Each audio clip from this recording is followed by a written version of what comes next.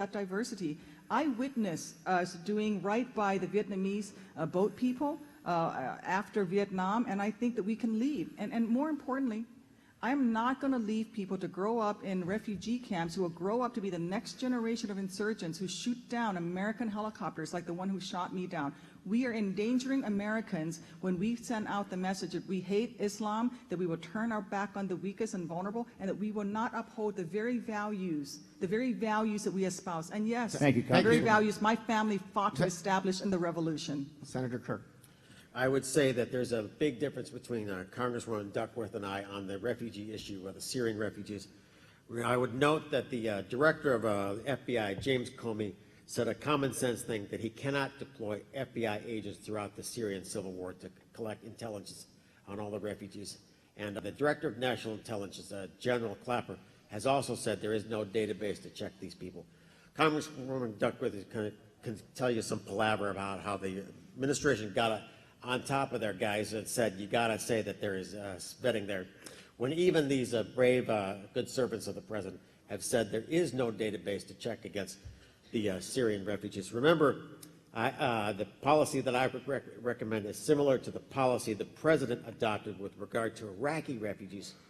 When the FBI found that Iraqi refugees in Bowling Green, Kentucky were leading an effort to become a terrorist cell, the president wisely decided to delay the Iraqi program and find out more about these people. There's a basic common sense point here. We should know who is entering the United States, and we should not admit those who hate us and want to kill us, especially after 9/11. Congresswoman, 30 seconds, I guess. Well, I'll just quote the various newspapers that have said that the senator is misquoting the FBI director. He actually says that we can fully vet the refugees, and I would actually support more funding for the FBI, the CIA, Homeland Security, and Department of State for vetting refugees. But more importantly, one of ISIS's biggest tool is propaganda on the internet that tells the world that America hates Islam, that we will turn our backs on people from Islamic countries, and we simply cannot feed into that by turning our backs on people just because of their religion. And we can do better, and we can certainly vet more, but we can't turn our back and go back on who we are as a nation. Thank you, Congresswoman. Thank you to both candidates. We've reached the first breaking point in 2016 Senate debate. We'll take a brief time out and be back in just a moment from Sangamon Auditorium. Stay with us. You guys sell some soap. Thank you.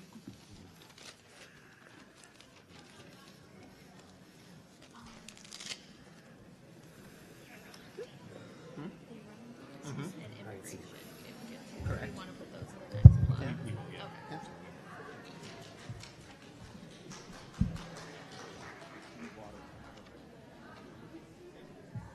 How are we doing?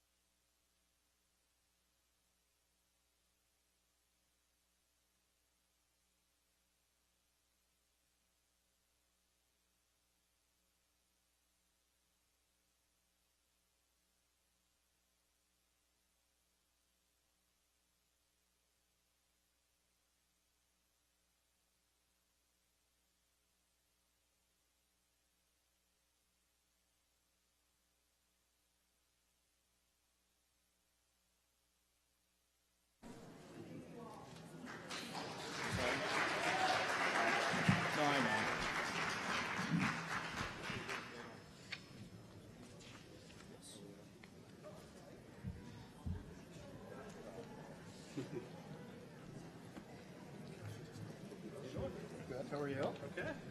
Going well. That's good. Thank you. Thank you. Thank you. You don't mess around, hey?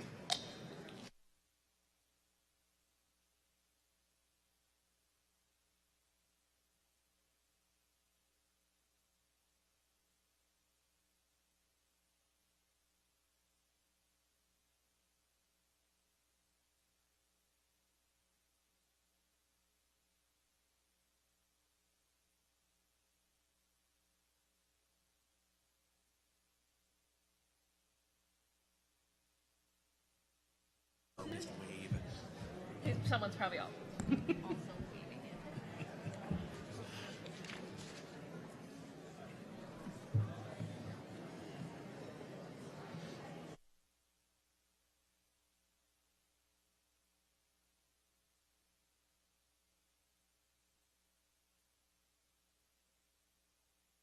30 seconds, ladies and gentlemen. Please take your seats. Clear the stage and get ready.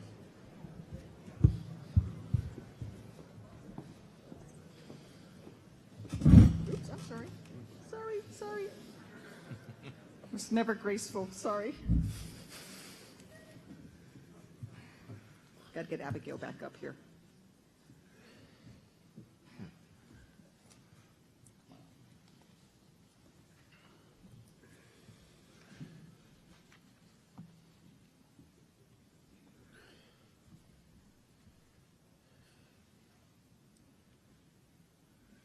Welcome back to the 2016 Senate debate. Congresswoman Tammy Duckworth, Senator Mark Kirk here at Sangamon Auditorium at UIS.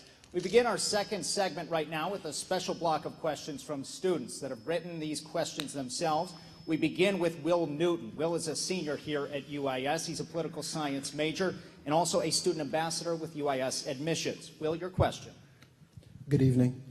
As a son, nephew, and cousin of a retired and current police officer, and a young African-American male myself, I'm conflicted every day with problems between the black community and the officers that serve and protect our community every day. What do you believe you could do as a senator to help me resolve this problem? We begin with Congresswoman Duckworth. Thank you so much, Will. Well, I was the first candidate for this Senate seat, including the incumbent, who actually put out a criminal justice reform plan. And I think that we need to include multiple of things, including getting rid of mandatory minimum sentencing for nonviolent first-time offenders. Let's take a look at those. They're actually unfairly used to force people, to intimidate people into plea bargains that gets them a record for the rest of their lives that they don't deserve. They need a second chance. Ladies and gentlemen, please, I also think that we need to work on gun violence legislation, but also equally important, we need to work on economic justice. You know, what we see in black and brown communities is a lack of economic opportunity, a lack of an ability to find a job. And when you're in that kind of despair, it's hard to look ahead. And you know, I just want to say that this will take a lot of work from all aspects. It's not a single issue problem, but we have to look at it economically. We have to look at a judicial system. And we have to make sure that we look at the community itself to see what we can do to improve relationships within the community. Senator Kirk, 90 seconds. I would say that I have been quite critical of the Ferguson Police Department. I think they are too militarized. When you dress and train local police as infantry, they begin to regard the taxpayers and voters on the other side of the street as the enemy. And that is an inappropriate civil-military relationship. I would hope that we always remind police in America that the people on the other side of the street are voters and taxpayers and not the enemy. Congresswoman, rebuttal, 30 seconds. Well, my opponent recently met with about 20 police officers from various jurisdictions and said that his Senate office simply lacks the capability to improve police-community relationships. I think that is really the wrong position. I think you need to build up the capacity and you need to improve. There are things you can do as a senator, more grants for community groups to make sure that you can improve those relationships. And I promise you that if you elect me to the United States Senate, not only will I make sure that we have the capability in my Senate office, but we'll make sure that we take the leadership role in making sure we improve these relationships across the country. Thank you, Congresswoman. Our next question will be answered by Senator Kirk first. It comes from Brianna Rodriguez, a freshman political science major here at UIS from Hoffman Estates. She's also a member of the Leadership for Life organization. Brianna? My grandparents immigrated to the U.S. illegally 37 years ago. My mother is a first-generation Mexican-American born to two hardworking, loving, and humble individuals who came to the U.S. seeking a better future for their children. As a child, I soon became a friend to peers that were undocumented. The opportunities at my hands were not available to them, even though they studied and dreamed along my side. They're the dreamers, the ones who love this great nation as much as I, the ones who are eager to create a future for themselves that their parents fought so hard for. What is your position on immigration reform, specifically as it relates to the dreamers who love this nation as their own? I'll answer in Spanish. Si hay una diferencia entre congresista Duckworth y yo, para mí voto sí para reforma de inmigración comprehensiva. I voted for comprehensive immigration reform, and I also wrote the Kirk Amendment. The Kirk Amendment is part of a comprehensive immigration reform bill. says that if you are in the military and you get a combat infantry badge that shows you have been under fire, you automatically become a United States citizen under the principle that if you fight alongside us, you are one of us. That is not just a pathway to citizenship. It is a rocket sled. That key provision, I think, is necessary to build the bipartisan space to expand the support of Republicans and Democrats for immigration reform, to bring the 525,000 people who are undocumented in the state out of the shadows, to lay down permanent roots and to make sure they can build a new life for their families, knowing they're not going to be deported. I would say that, Senator, we have time. We'll give you a chance to rebut in just a moment. 90 seconds for Congresswoman Duckworth. So I think that comprehensive immigration reform needs to have several things. One, I fully support it. One, you need to make sure that it's practicable, that it's fair, and also that it is humane. Separating families, like the way my family was separated when we moved back to the States when I was 16, my mom couldn't come with us, so she wasn't a citizen. My dad, my brother, and I were, and we were separated for 6 months, and it was a really tough time. I can only imagine what it's like to be a 6-year-old child and have your parents deported, and you're thrown into the foster care system. It has to be practical. So Donald Trump's idea of building a wall and making the country of Mexico pay for it, not going to work. And it has to be fair. So those who've come here illegally should go to the end of the line, pay fines, fees, and penalties, learn a little English, and work towards citizenship. I think those are all things that we can do. I think that our immigrants make our nation stronger. If we pass comprehensive immigration reform, we can put in, the studies show that as much as $1 trillion to our economy over 10 years will be the benefit of having immigration reform. I've also written legislation in the House that has to do with, it's called the SERVE Act. It would allow DACA kids who do not want to go to college but who enlist in the military. As soon as they enlist in the military, they get permanent status, and when they serve a full enlistment, they then get a permanent residency status, and then they enter into this pipeline for citizenship. The problem with my opponent's idea of the CIB is that the combat infantryman's badge is only available to men in the infantry. Only recently women were not even allowed to serve. So you're letting out, keeping out 50% of the population. That's Thank you, just not fair. Congresswoman. Senator Kirk, 30 seconds to rebut. I would say that one of the reasons why I de-endorsed Donald Trump is when he said the Mexican-American judge that was in charge of the Trump University case could not possibly render a fair decision because of his Mexican-American heritage. I de-endorsed Trump because that showed that he did not understand a basic idea behind the whole concept of Americanism. When we see people in our military from various countries willing to give everything for the country, Donald Trump did not even understand that, and that's why I de-endorsed him president. Thank you, Senator. Our next question comes from Anna Geegan. Anna is a senior at Rochester High School and the intern at The Voice. Anna? Since Illinois adopted the Common Core in 2010, testing has shown that students have fallen behind on meeting the standards set in the program. What is your position on Common Core, and what do you think the federal government can do to improve public education? Congresswoman, you're first to respond. Thank you. Well, I think that there's quite a lot the federal government can do. I'm proud to have voted for ESEA, which changed and the rules that came under No Child Left Behind. I think that one of the problems we have with Common Core is that there's not enough local input from local educators and local parents, and it really cuts out that portion. And I think that it's important for us to have a standard across this nation. You know, I want a young person graduating from school in Louisiana to have as good an understanding of the basics as Brianna will graduating from high school in Hoffman Estates, my hometown. But we need to make sure that also that there's local input. And I feel that at the federal level, we need to lead by example. When I heard during the sequestration that our schools were going to be cut 8.3% across the board in terms of funding for students with special needs, I cut my own pay. I turned back in $10,000 of my own pay that year. I was the first member of Congress to do that. There was only a handful of us that did it, about 3 of them, and I can tell you that the senator did not do that, but it doesn't matter. It's about making sure that we live up to what we say we're going to do in terms of leadership, and we can do better by our students. Thank you. 60 seconds. Senator Kirk, you have 90 seconds.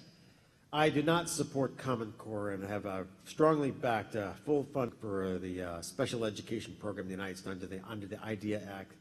I have put forward a groundbreaking legislation to encourage schools that want to go to all-year schedules. In the state of Illinois, we have a number of all-year schools that are in Chicagoland. Those schools with the same number of minority kids and low-income kids will outperform other schools with a all-year schedule. You can expand the academic calendar so we have just as many school days as kids in other countries. Congresswoman, 30 seconds if you choose. I feel strongly that education in our investments in our education is just as important as investment in our military. In fact, I think that our competitors on a global scale, Germany, Japan, South Korea, they're making these investments and we're not doing it. We're not even investing in the buildings, let alone our children, and we can do better. And that's why I think that if we have problems with Common Core, we need to change the things that we need to change. But let's make sure we get more parental input, more input from the educators who are in the local community so that there's some flexibility there as we educate our kids, and let's support it at the federal level. Thank you very much. Our final student question comes from Nathan Hoffman. Nathan is a senior here at UIS. He's a political science major. He's also the student trustee at the University of Illinois Board of Trustees. Nathan? How best can the federal government work with families and students to make pursuing a post-secondary education, such as a four-year university, community college, or technical training school, more affordable? Also, do you support bills such as Congressman Rodney Davis's that would afford private sector college graduates the same opportunity that current congressional staffers have in paying off their student loans? Senator Kirk, you're first to respond to this question. This is a key difference between me and my opponent. My opponent, her primary spending plan is to offer free stuff like free college. When the Chicago Tribune asked her 3 times how much her plan cost, she did not even know, Tammy, it cost $60 billion. Remember, it only cost $25 billion to get to the moon. Congresswoman, 90 seconds. Well, I think that investment in affordable college education is critically important to our nation's future and global competitiveness. You know, I went to college on student loans and Pell Grants and work study and a heck of a lot of waitressing, and I think that we leave people behind and we leave our nation behind if we don't invest in college.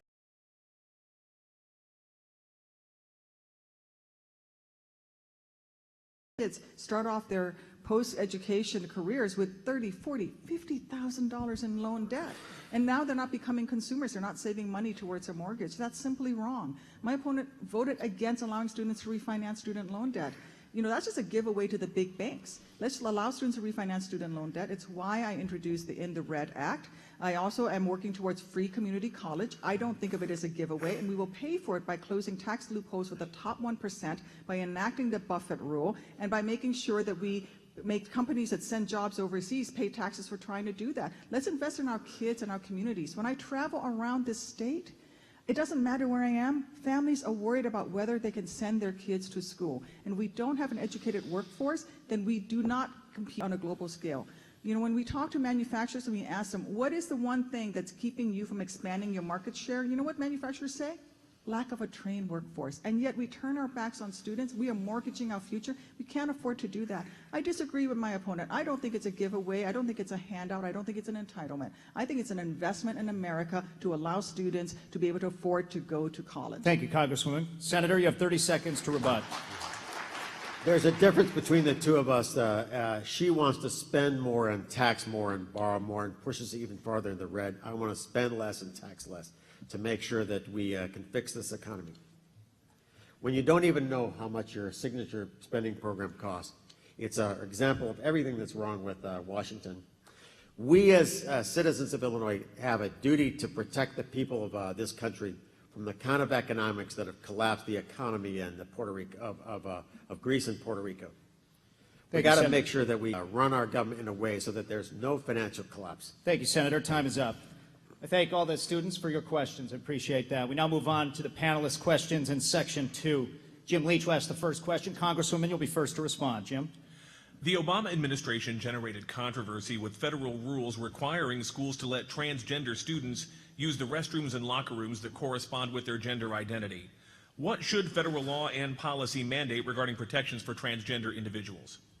Well, I think we should extend all protections for transgender individuals for all types of both sexual identity and orientation. In fact, this is something that I've been working on in my House district. We, in fact, in District 211 have a young transgender student who wanted to change in the girls' locker room. And she was afraid to change in the boys' locker room because she was afraid of being bullied. And the student, her parents, the girls, and the girls' parents and the school and the Department of Education, which has some clear guidelines, came to an agreement to resolve the situation. Now, the problem is there are ultra-conservative forces out there, not even involved in the school district, who are trying to oppose this.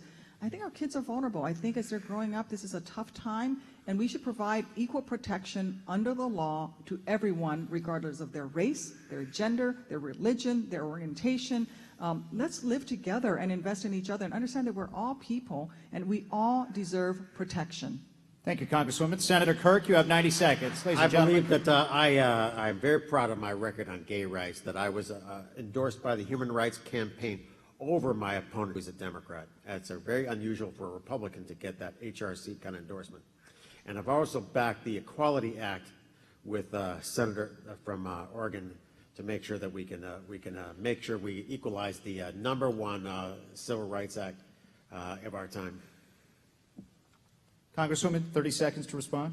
Well, you all know what election year politics are like, right? I actually have a 100% voting record with the with HRC. My opponent only has a 76% voting record, just barely passing. And so this is election year politics. The year before, when he wasn't up for election, he actually had a voting record in the 30s. You can count on him to vote the right way for you when he's in an election year, but the rest of the time he's he's straight line, votes along his party, and you can look at his voting record. I've had a 100% voting record with HRC, and I'm proud of it.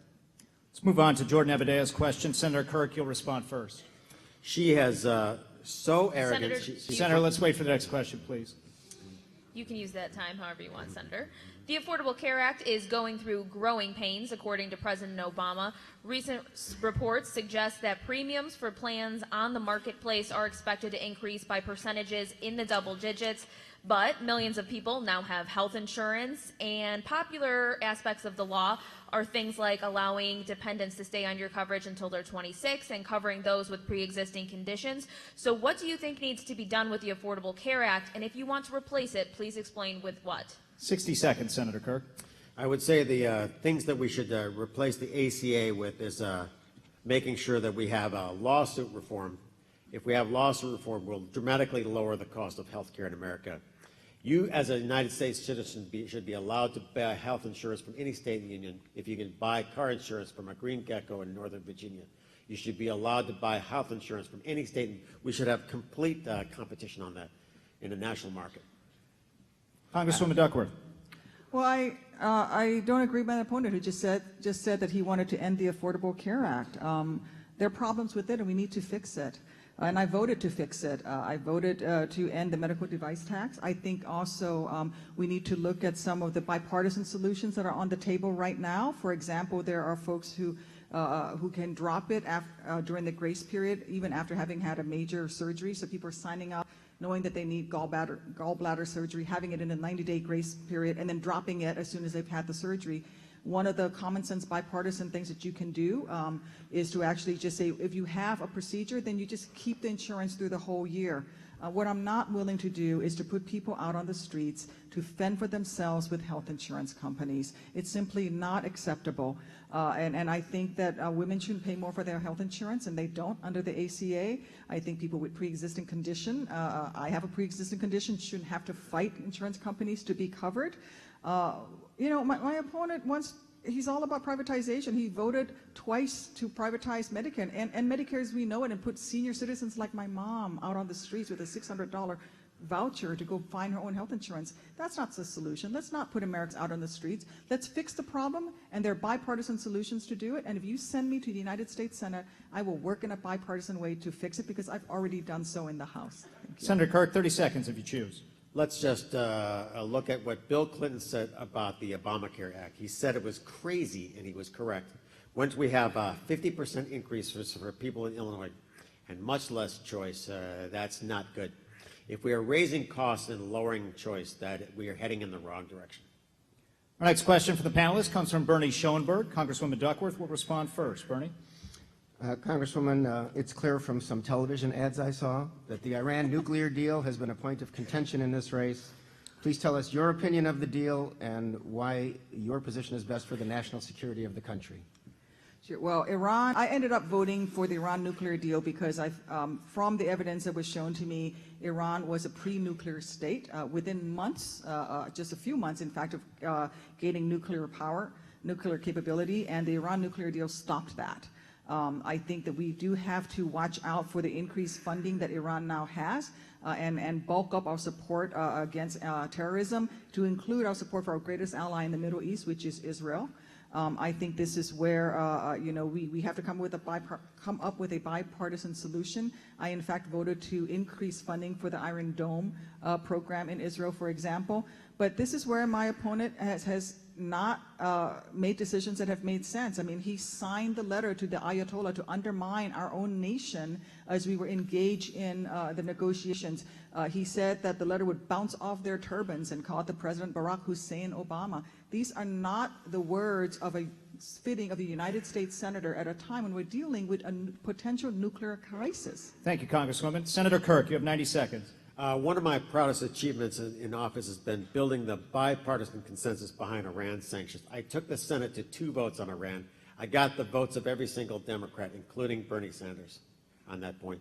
That without those sanctions, there would have been no reason for the Iranians even to come to the table to negotiate with the president. The worst thing that we can do is condemn the next generation of Americans to cleaning up a nuclear war in the Persian Gulf. I think that when we see what happened when the president sent over $30 billion in sanctions relief to the Iranians, the first thing that the Iranians did was announce the creation of their own foreign legion to destabilize Yemen and Lebanon and Iraq. When we look at the future of policy there, we look at a resurgent and dangerous Iraq and Iran. When you see that the State Department, right after the money showed up, they issued a warning to American citizens to be aware that some Iranians might want to take you hostage. I think we should run our policy in a way that there's never going to be a price on the head of an American. You should be allowed to travel to any country that you want. Thank you, Senator. Congresswoman, you have 30 seconds to rebut if you choose. Well, I don't understand the incumbent, my opponent's policies on Iran, because he says he doesn't want a nuclear war there, yet he voted against a deal that actually stopped Iran from becoming a nuclear state. He wants Iran to not have nuclear weapons, and yet he tried to introduce legislation that prevented Iran from divesting itself of the heavy water that it needed in order to run a nuclear program. So we're talking about somebody who says that he wants to get rid of nuclear weapons in Iran, and yet is doing everything he can to make sure they maintain the capabilities, and that's simply not in the best interest of the United States. Thank you, Congresswoman. Time is up. Move on to Jim Leach. Jim, your question will be answered by Senator Kirk first. Jim? Senator, what specific steps should be taken to ensure the solvency of entitlement programs like Social Security and Medicare? The best plan out there for the overall federal budget comes from the President's Budget Commission. It's called the Simpson-Bowles Plan. And I believe that when I read the Simpson-Bowles Plan, that Senator Durbin worked so hard and he voted for. My opponent took the position of the far left and says that Durbin voted incorrectly on that. When you look at the whole plan, it comes across as a plan written by real Republicans and real Democrats that can actually pass the real House and Senate. And once we get the Simpson-Bowles Plan in place, we could remove the big cloud from the future of this country, which is the $19 trillion debt that we have. 90 seconds, Congresswoman. Well, you have to understand that the Simpson-Bowles Plan raises the age for Social Security recipients. And when I travel around Illinois, when I'm in Normal where the auto plant shut down, when I am in southern Illinois where I see coal miners, they can't afford to have Social Security age raised. The best way that we can make sure we preserve Social Security is to raise the payroll tax cap. That means that right now people who make $1 million only pay Social Security taxes on 10% of their income, but if you make $40,000, you pay on 100% of your income. Let's make sure that we save Social Security, not by raising the age on the people who desperately need it most, but on making sure that the top 1% of this nation pay their fair share. My opponent also has voted to make Medicare into a voucher program. I think we need to go after the waste and fraud that happens in Medicare. In fact, Medicare wastes about $60 billion a year, and that's why I co-sponsored the PRIME Act with Peter Roskam, a bipartisan piece of legislation that goes after the waste and fraud and abuse in Medicare. Let's get that $60 billion back, and we can do it in a bipartisan way. We are doing it. Parts of the bill have passed, and I want to get to the Senate to make sure we pass more of it so that we can ensure that Medicare is there for the long term. My mom and probably your grandparents do rely on Social Security and Medicare, and let's not abandon our senior citizens. Thank you, Senator Kirk. 30 seconds if you choose. My mother is also on Social Security and Medicare, and I think the whole reason for being a fiscal conservative is to make sure we have enough money to honor the promises that we have to America's seniors. If we continue the current policies of borrowing from Social Security, then every senior in America knows when we overspend, we threaten their long-term economic viability.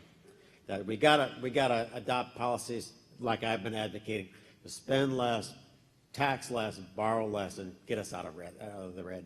Thank you, candidates. That concludes our second segment of tonight's debate. We will be back in just a moment with our final half hour. Congresswoman Tammy Duckworth and Senator Mark Kirk here at Sangamon Auditorium. Stay with us.